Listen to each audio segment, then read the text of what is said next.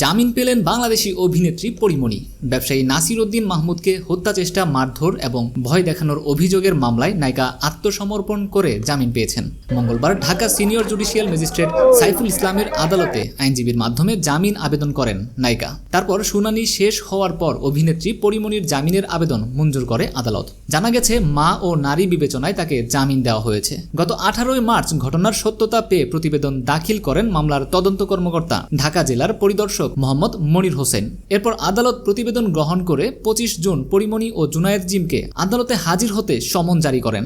নায়িকা ও তার কস্টিউম ডিজাইনারের বিরুদ্ধে ওঠা অভিযোগ সত্যি বলেই প্রমাণ পাওয়া গিয়েছে। আসামি পরীমণি ও তার কস্টিউম ডিজাইনার জুনায়েদ বাগদাদি জিমের বিরুদ্ধে বাদীকে মারধর ও ভয়ভীতি দেখানোর অভিযোগের সত্যতা পাওয়া গেছে বলে উল্লেখ করে প্রতিবেদন দাখিল করেন তিনি। 2022 সাল থেকে চলছে এই মামলা।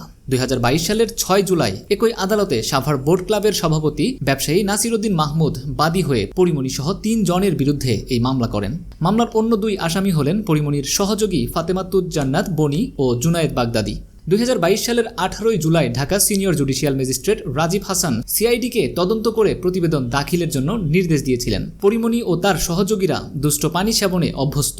তারা সুযোগ বুঝে বিভিন্ন নামিদামি ক্লাবে ঢুকে পানীয় পান করেন এবং পার্সেল নিয়ে মূল্য পরিশোধ করেন না। পরীমণি তার পরিচিত পুলিশ কর্মকর্তা দিয়ে মিথ্যে মামলা করিয়ে হয়রানির ভয় দেখিয়েছেন।